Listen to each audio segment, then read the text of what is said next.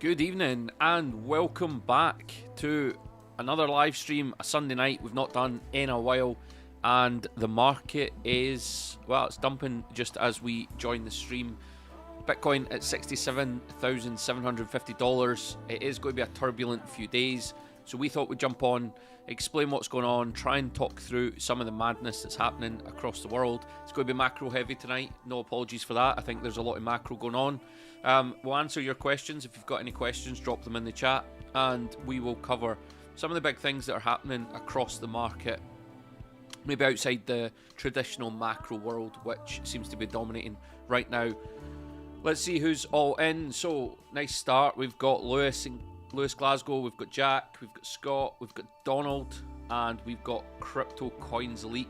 So, yeah, if you are in, drop a question, drop something you want covered, drop a like on the stream, and we will go through it all for the next hour and see, is there any signs of life? Are we going much lower? Are we going below 60k?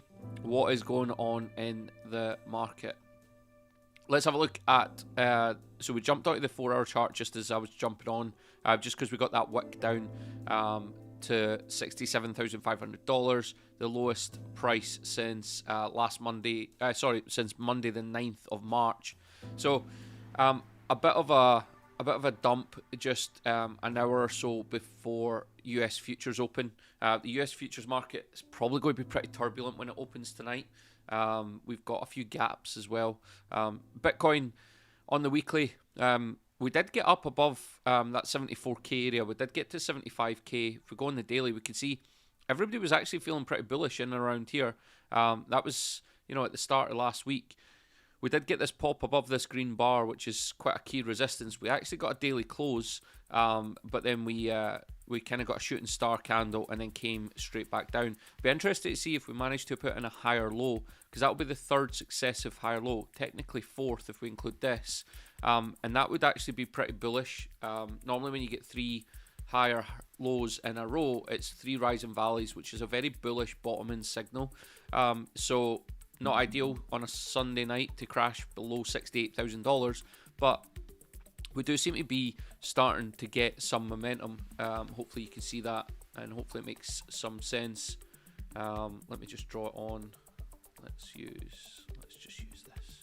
So you've got one low there, you've got one low there, one low there, and if we form another low there, then that would be pretty bullish. Although short term it looks bearish and everybody doesn't like anything starting with a 60k, but higher lows typically indicate strength returning to the market, less sell pressure, seller exhaustion. So yeah, let's see where we finish up in the next few days. If we can cement a higher low around 67, maybe even anywhere really above this low here around 66k, then that's a bullish sign. It's going to be a slow process. We said this when we came down to these levels back in February. We said the bottoming process takes a little bit of time, because even when you get buyers relief stepping in and you get buyers into the market, it takes a long time for people actually to feel confident that this isn't just a sucker rally, it isn't just a relief rally, and that's why you see these bottoming patterns take a while to progress. If we jump over to the weekly, we can actually go back to in fact we'll jump on the daily, it's probably easier to see. But you can see in here we got a similar thing. You had the crash down, absolute meltdown through FTX. We put in another low, and then you can see we just slowly ground higher. A low here, a higher low here, a slightly higher low there, and it just took a bit of time, these small daily candles, and then eventually the market fully believes that the time is right and prices took off. So it could be similar to that. It could take us another few weeks before we get on out of this range. And yeah, I mean, I guess bearish that we're in the 67,000 area, bullish that we're putting in a higher low perhaps, and we did get this higher high this week as well. I think everybody was starting to flip bullish up in here. Those are normally the dangerous times, so we did say there was a word of caution that, we're still not out of this. There's too much uncertainty going on to get too excited about price action.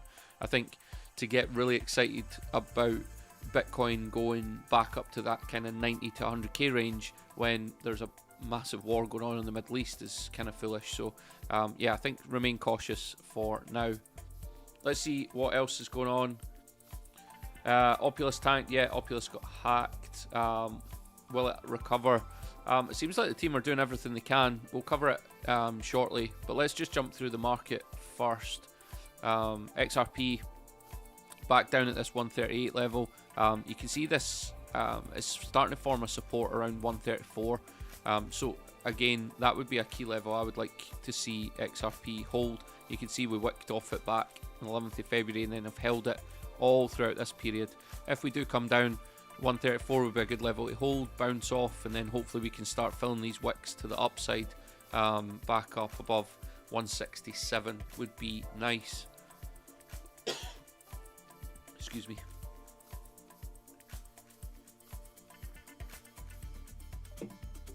If we jump over to Solana, what's weird about Solana is if you actually spend any time or you follow anything on the Solana ecosystem is literally going from strength to strength. RWA volumes are all-time high, stablecoin volumes all-time high, people building on the chain, growing all the time. I was actually invited to a Solana event a couple of weeks ago, and it was capital allocators, so it was like banks, institutions, and I think there was over 400 institutions at the event Thursday evening. It was absolutely crazy, the attendance. There's so much interest building on Solana. It's all coming from big money, smart money, not meme coins. So I think over the next year we'll definitely see Solana pivot from being the chain of memes to perhaps the chain of some institutional adoption. You know, BNY were there, Kraken Institutional were there. I'm sure somebody from HSBC was there. There was some big players in the room, and all they were talking about was tokenization on Solana. They were super interested. So you've got all that going on at the same time that the Solana price is down in the $85, $86 range. To me, massively undervalued. I think Solana is going to be one of the big winners of the next year or so, and I think yeah, it's super cheap down in these areas here.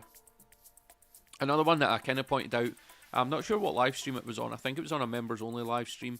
That I think Doge is going to be a huge winner of the next year or so. I think we could see it over $1 easily. I think every time it comes down in here, I think it's a great buying opportunity. You can see it does like this level. If we flip onto the 3-day chart, you can see we've bounced off it a few times now. Go back in time, it was actually a support level back here and resistance back here back in January 2024. Go back in time, you can actually see it was a resistance back all the way back to August 2022. So it does like this level. Important that we kind of hold that level. Very least we drop to 8 cents. But yeah, I think Doge will do really well. There's a few things coming on Doge. I think I shared it on another stream. I'm not too sure how public that knowledge is, so I'll save it for this stream. I'll maybe drop it in CC Pro only streams. But there is some big things coming to Dogecoin as a chain rather than just a meme project. Alright, let's jump over to Total 2, back down below the $1 trillion level. So there's a couple of things at play here. So one, we are below $1 trillion, which not ideal, but we do have these two big wicks to fill. So you've got this one down to 855 and this one down to 833. But more bearishly, probably the worst thing about this is it does look like we have a bit of a bear flag. And if we were to fall from here, it would be pretty disastrous for the altcoin market. It would also take us down back to this key level from way back in 2023. You can see we bounced off it a few times. It was actually resistance in 2022, then it was support 2023, 1, 2, 3 times, and then we bounced off it. That is the target if this broke down and became a bear flag. So not ideal. That would be extremely bearish. It would absolutely destroy altcoins. You would see some new lows across the board for nearly every single altcoin. Ethereum would probably drop below $1,500 in that sense as well. So hoping that doesn't play out, I think there's probably like a 20% chance that plays out right now. I don't know if this is going to be a bear flag. I think more than likely we see this slow grind higher, maybe get a flush down before the final move.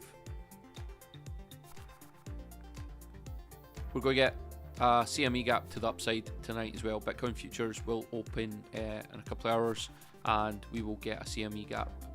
Closed at 70,000 on Friday. We're obviously trading much lower, 67,000 and a half right now.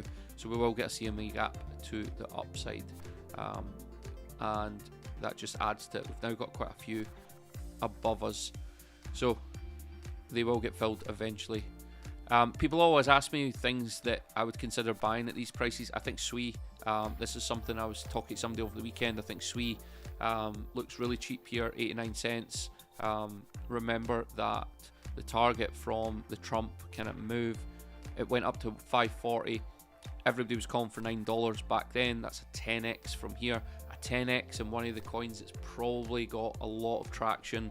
Raoul Pal is a massive fan of SWI. I think there's a lot of institutional adoption coming to SWI as well, and I think $9 would be a nice target, nice 10x from here.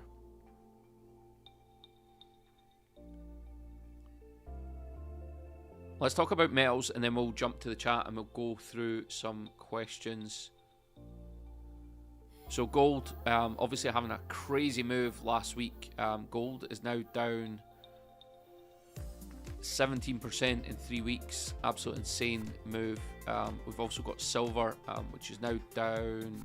I suppose its all-time high was a bit of a whack, but let's take it for the all-time high. I think it's down 44%. Crazy move in metals.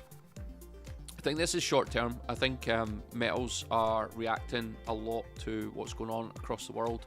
I think there's a lot of sell pressure. People try to realize cash. I think when there's conflict, when there's uncertainty, people do want to flock to something that's a lot more liquid. Physical gold, physical silver isn't the most liquid at times of need. So people are flocking to cash, and I think that's why we're seeing the strengthening of the DXY.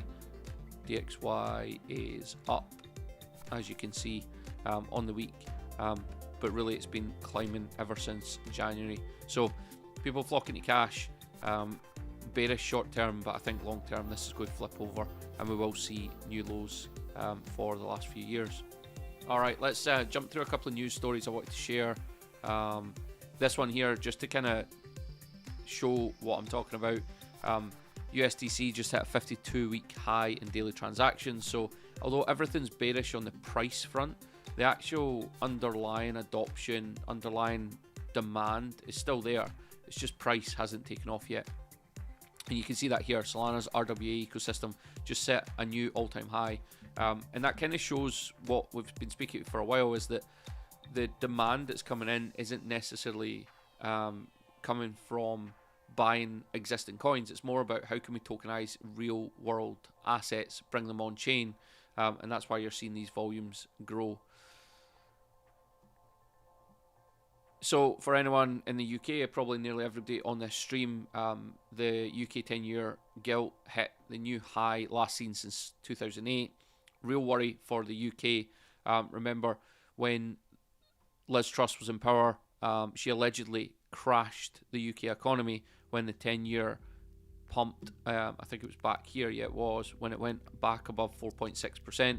Well, we are about to breach 5%, so a lot higher.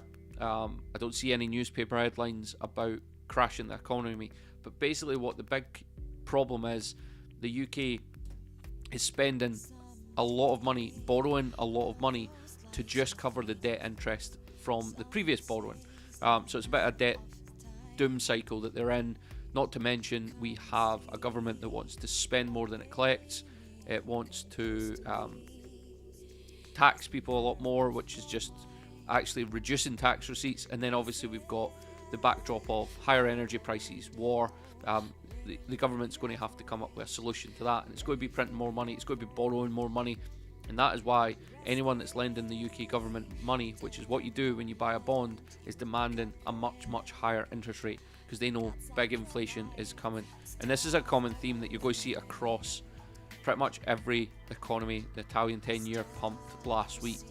You've got the German bonds. I think that is an all-time high for how long? Yes, it's 2011 German 10-year bonds, and Canadian bonds starting to move as well. So basically the global debt system is coming under severe pressure, and the backdrop of war is not going to help either. The 10-year in the US back above 4.35%, so still hanging about these high levels. Peter Schiff, who is a massive gold bug, hates Bitcoin, but what he is saying is right, in that right now everybody's thinking that no rate cuts is bearish for gold, and that gold's selling off because there's no rate cuts, there's not going to be money printing. But actually what he's saying is this is all tough talk, and actually in the next few months what we're going to see is a massive bailout from the Fed, because the US economy is under severe pressure. And Jordi Visser, who I'm a massive fan of, I've talked about a lot on the channel, says the exact same thing. We've got a private credit issue, we've got a massive liquidity shock on the horizon, and what that's going to be is huge money printing, which leads to crypto going to all-time highs. So that's kind of a roundup. We'll cover these themes probably throughout the stream, but that is kind of a roundup in 5 minutes. Let's see what questions we've got tonight. So Callum has asked what happened to Opulus.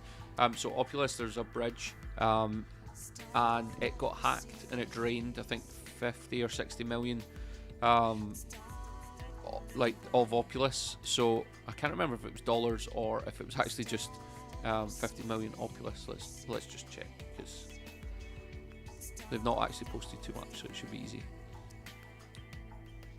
Yeah, so you can see what they're working on, so they've reported it to the police, yada yada. But ultimately it wasn't an Opulus hack, it was a hack on the bridge, which actually had a lot of tokens in the wallet, and that's what happened, and it caused a real issue for them. We've seen the price sell off. I think it was down 65% at one point. It was down as low as, let's see here, I wonder if many people actually bought the wick low. So yeah, it got down as low as 0.0007. We are now at 0.0129, so up a little bit. I actually bought some. I think my low was a little bit lower than where we are right now, but I'm about break even. So I was up, I think I was up double at one point, but then obviously we've retraced. I think we're interested to see what comes out this week. Obviously Opulus is selling off because the rest of the market's selling off right now. It's nothing to do with it. You've got Axie down 5.5%, CRV down nearly 5.5% as well. So you've got, what was that down? Yeah, you've got plenty of coins down. You've got Gala down 6%. So Opulus tonight is only down because the rest of the market is down, but it will be interesting to see what they manage to do over the next few days. Can they put out a resolution? Can they put out something to solve the issue? Maybe a burn, maybe a buyback. Yeah, let's see what happens this week.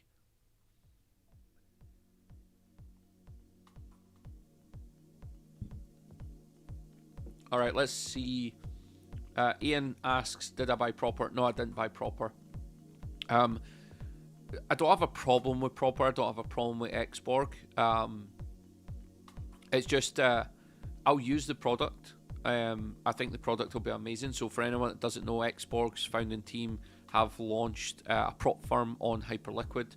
Prop firm, basically you pay a fee, they give you a trading account to trade with, and you share the profits with them if you are successful. Very popular in FX. There is one called Bitfunded in crypto, but it's not the best because the slippage is quite high. I don't know anyone that's doing it on Hyperliquid. I think it's super cool. We've got a product demo coming up with Louis. It was meant to be last week. I think it's going to be tomorrow. So we might actually have to record it and put it out later. But product demo, looking forward to it. And yeah, I'll be a customer of theirs. But yeah, to be honest, I think for right now, it doesn't make sense to buy an early round, a seed round, or an alpha round, or whatever you want to call it, for essentially a second token by the same team. It's just not for me right now, but I am very bullish on what they're trying to do. But I think for me right now, if I was investing in any new projects, they would be anything that's going to have more an institutional adoption, I think. But that's just me. That's just because of some of the things I've been looking at over the last few weeks. Andrew says, scared to think we could get lower. Yeah, I mean, unfortunately right now there is a bit of a bearish backdrop, so I think, you know, we've got Ethereum still hanging on to $2,000, but could we come down to this $1,500 range again? There is a pretty good chance, to be fair. I would say that we hit that. I would say like there's maybe a 30-35% chance that we come down, test this, even if it's just a wick, especially if that liquidity shock does come. We do get a private credit blow up in the US, which looks more and more likely every day. I wrote about it in CC Pro a few weeks ago. If you don't know what I'm talking about, it's there. But yeah, there is always these chances. But again, like the whole thing with the Iran war is what comes next. No one seems to know. So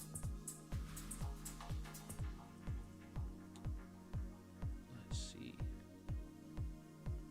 Is it possible? Yeah, it's definitely possible for Opulus to recover. I think I spoke about this on the last stream, but CRV was hacked at some point.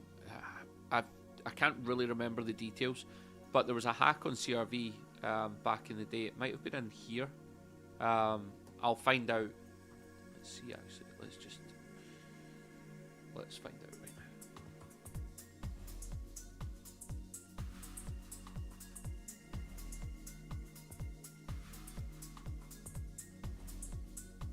But yeah, I definitely think it's possible. It just depends if the team have funds, they have treasury, if they have the right plan to capture the market.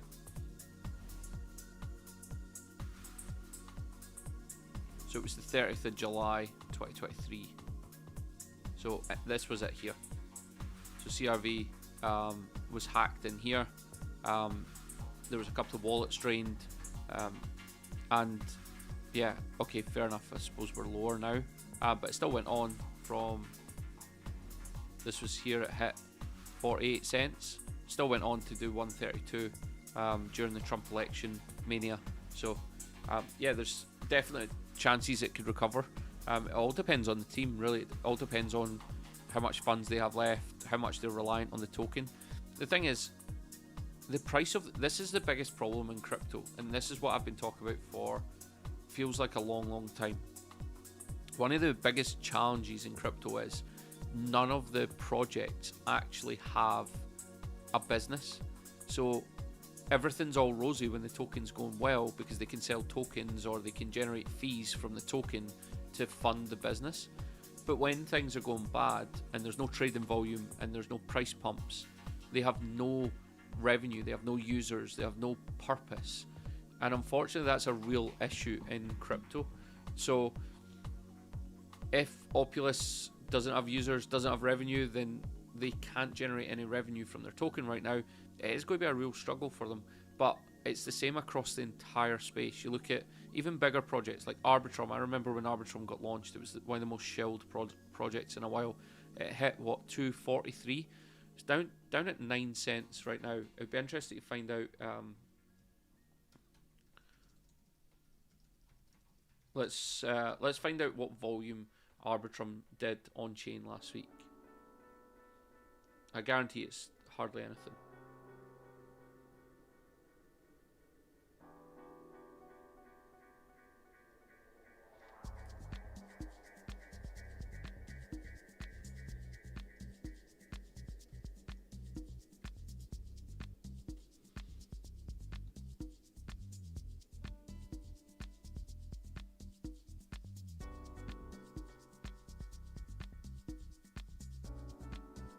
Yeah, so roughly Arbitrum's doing about 5 billion in volume per week on DEX. Meanwhile, Solana's doing 120 billion. So, like, who's using Arbitrum? Who's building on Arbitrum? Who's creating a project today thinking, I don't want to be on ETH, I don't want to be on Solana, I want to be on Arbitrum. I just don't see it, and I think this is a real problem across the space, is that without that, without users, without revenue, all they can do is generate funds from their token or selling their token, and too many projects are in that space.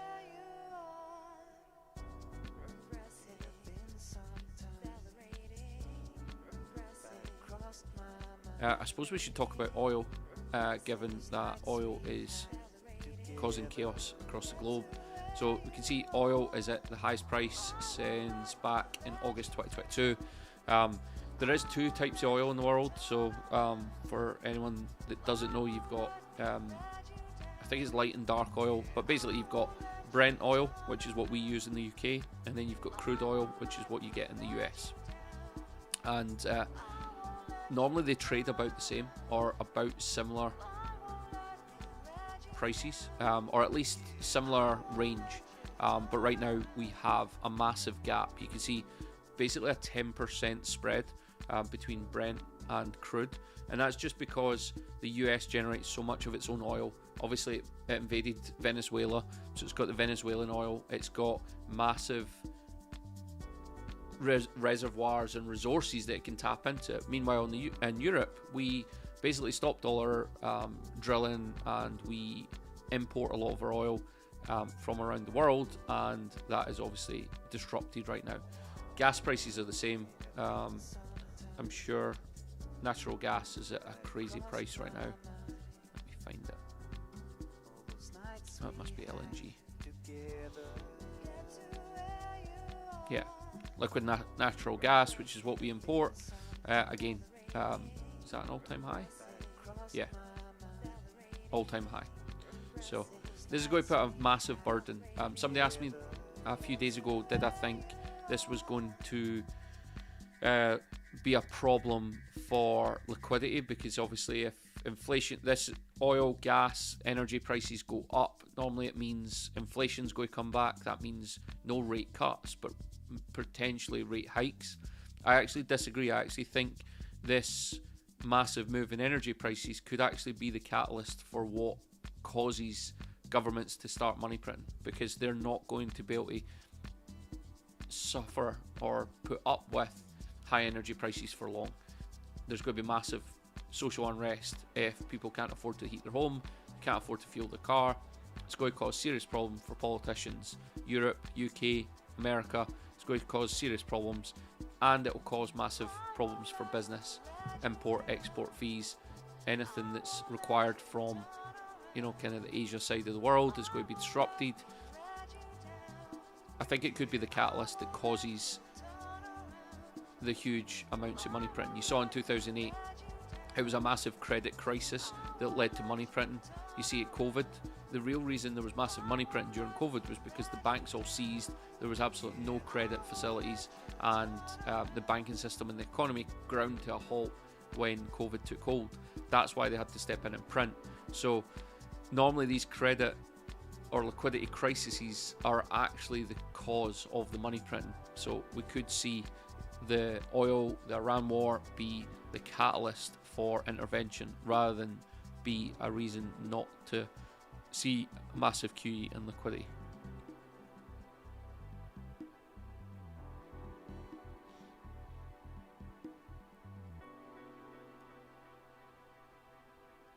Interestingly, there is some tokens. You look at Chainlink, for example, it's now filled this 10th of October wick low. Sushi still not done it, which is strange, which could potentially be a sign of strength. You see it bottoming here, a bit short of this. This was a pure manipulated move, so hopefully you can see there is a few that aren't filling it. Zilliqa has filled it, VeChain more than filled it, Avalanche, Avi's not, Uniswap's not. So a couple of ways to look at that. Is it a sign of strength, or is there more downside for these tokens? It's hard to say right now. I would say it's probably a sign of strength, to be honest. Chile's actually a weird one that's holding up recently.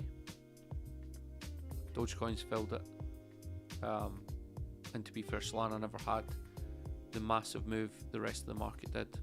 Cardano filled it.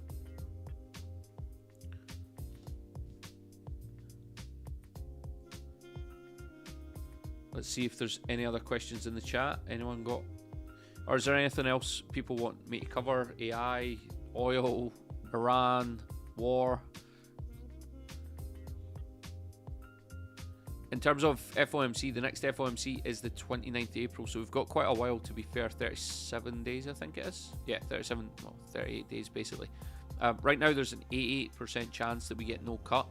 That would probably be right, to be fair. I would expect inflation to start rising. I think true inflation has shown some rises over the last few days.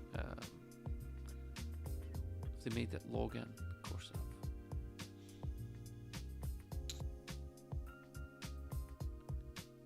It's just yeah, so it's up at 1.74%, so it does look like we are starting to see a rise. It dropped as low as 0.7% or 0.68% is the year-to-date low. We're now getting closer to the year-to-date high of 1.95%. So yeah, I would expect inflation to start ticking higher. Obviously, petrol at the pumps higher. Energy prices for your home, for business, are going to tick higher. Import and export prices are probably going higher as well, just because of the shipping disruptions. So I do think we won't get a rate cut in the next meeting because of all the things that are going on around the world. But I think I spoke to somebody was asking me in the chat today about whether I thought Kevin Warsh was going to be bearish for markets. But I think when you actually dive into what Kevin Warsh stands for outside of QE and rate cuts, he's actually very bullish for crypto. He's very bullish on stable coins. He's very bullish on Bitcoin. He's very bullish on banks being able to hold unlimited amounts of stable coins, which I think they will do. Unlimited amounts of treasuries, which I think they will do. So I think, I think he's going to be bullish, but just not in the obvious sense. He's not just going to come in, start printing money. The one thing that Kevin Warsh is very bullish on is making lending easier for small businesses. So I think when we consider the fact that the Russell 2000 is quite heavily correlated with crypto, that will be bullish as well. Claire's asking me to cover Nosana. We have no witness. Let's have a look. We'll cover it on CoinMarketCap because it's probably not got a great chart. Nosana is, yeah, let's have a look.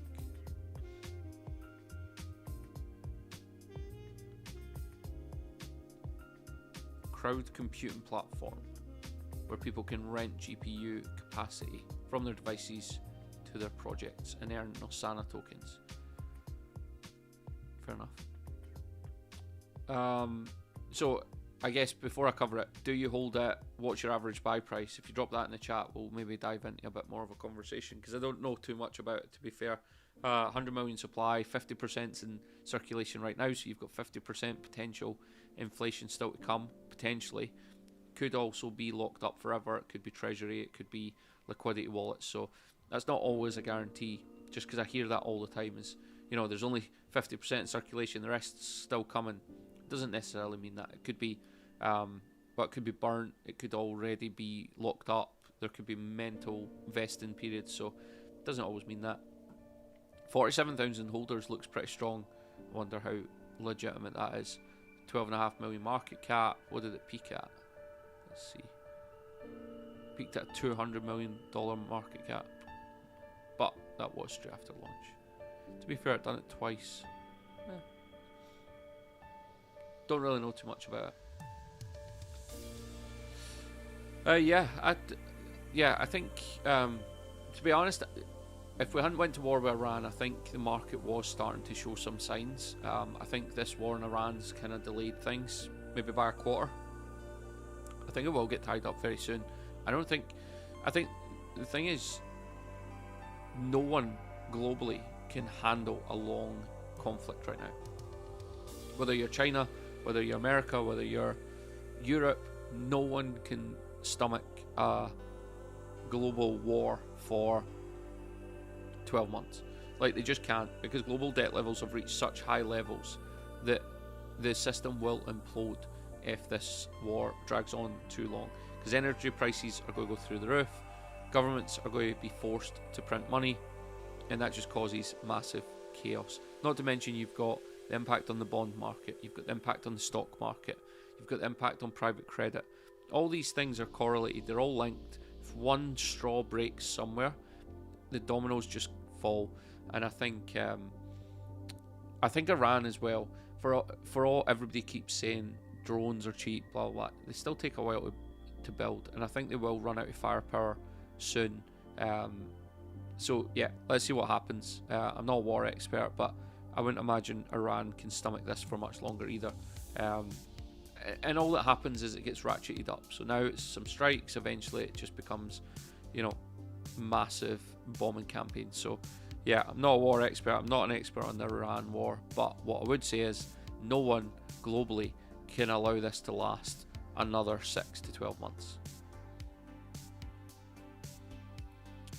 Yeah, I mean, if your average buy price is 20 cents, then you've probably got in at the bottom. Can it go lower? Probably. Will it go lower? Maybe not.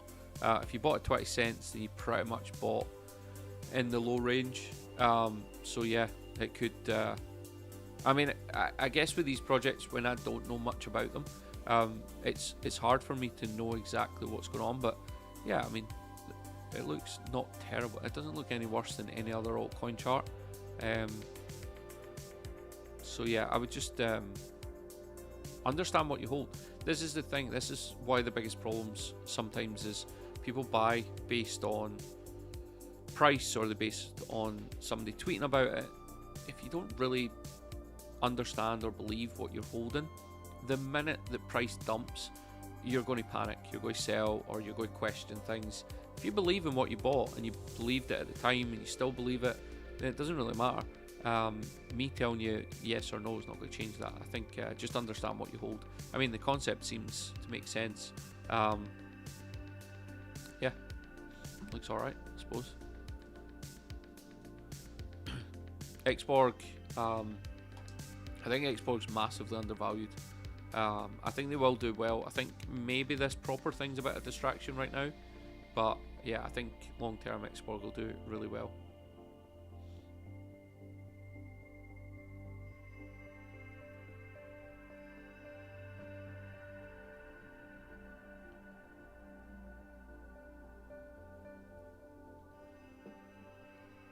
Some interesting weekly closes coming up. So we've got, so I don't know if MD's paying attention, but the US changed their clocks 3 weeks ago.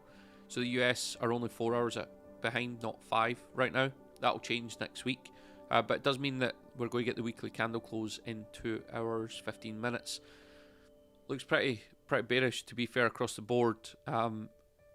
As always, though, when these big events are ongoing, all it takes is something to get announced tonight before futures open, and then the markets will rip tomorrow. The one thing I would say is the biggest winner of a credit crisis will be Bitcoin. Bitcoin will rally the hardest out of a credit recovery.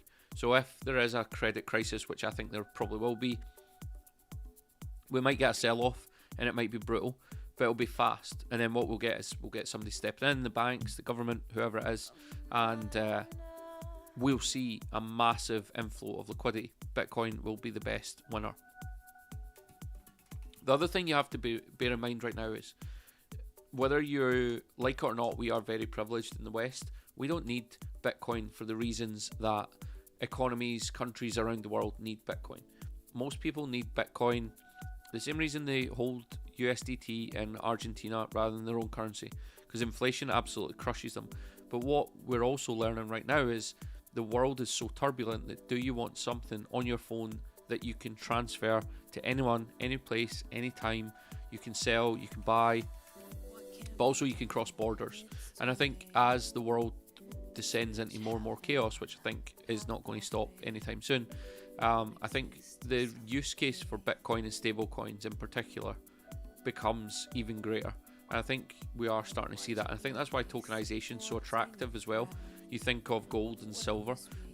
Gold and silver have been loved by countries around the world for hundreds of thousands of years. tokenization just brings it on chain and allows you to buy it anywhere in the world. You can buy $5 worth of gold, you can hold it on your phone, you can take it with you wherever you go. You don't have the security risk, and you don't have to trust that someone somewhere actually has the gold, because you can see it, you can verify it on chain. So I think that's why we're seeing such an inflow into these types of assets. I think there's like 11 tokenized gold products on Solana now, because people demand them. And I think the more the world descends into chaos, the more value there actually is in things like Bitcoin and tokenization.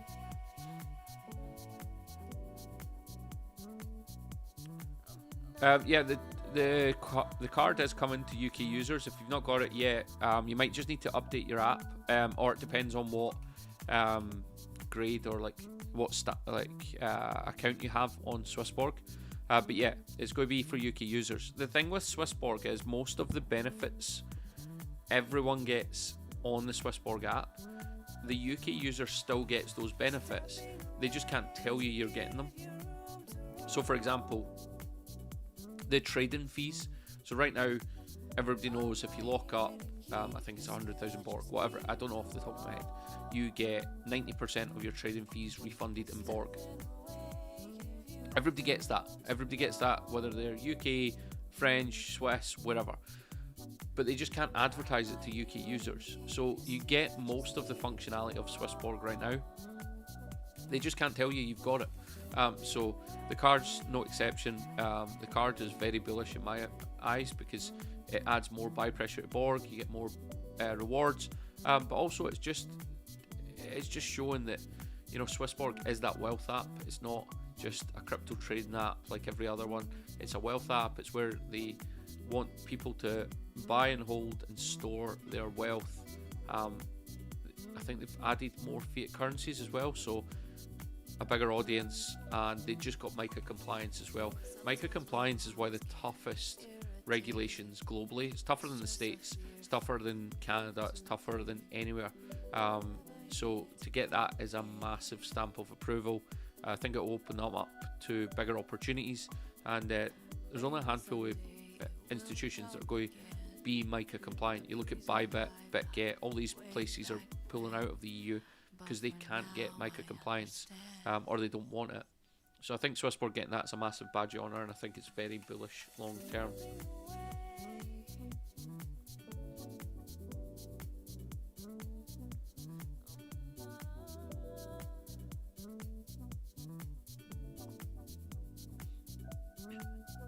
Alright, so as we approach the close of the weekly candle, Bitcoin trading $67,000. I think, to be honest, I think it's going to be a rocky couple of weeks. We need a resolution to the conflict in Iran, see what the outcome is. There is also a sense that if there is a private credit issue brewing, war is a perfect cover for it. And yeah, we'll see what happens across the bond markets over the next few days. That's the thing to watch. If you see the bond rates rising, Europe, US, Canada, Japan as well, if they're all rising in sync, that's going to pose a massive issue for central banks. They're going to have to step in and buy their own debt. That's QE, that's inflationary, but it's also liquidity, and I think we'll see a lot of that over the coming weeks. That's all for tonight. Thank you very much for tuning in. As always, make sure you like the stream, and I'll be back with more streams in the next few days. Catch you later.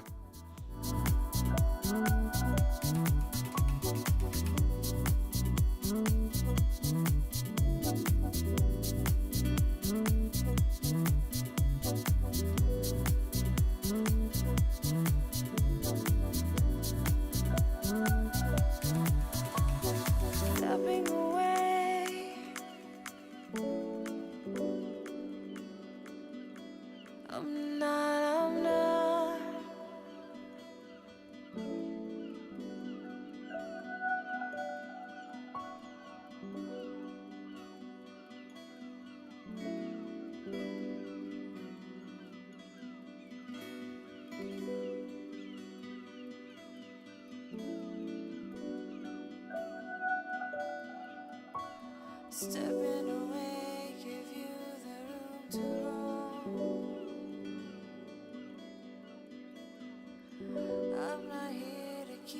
still, just keep you warm. Stepping away, give you the room to roam. I'm not here to keep you still, just keep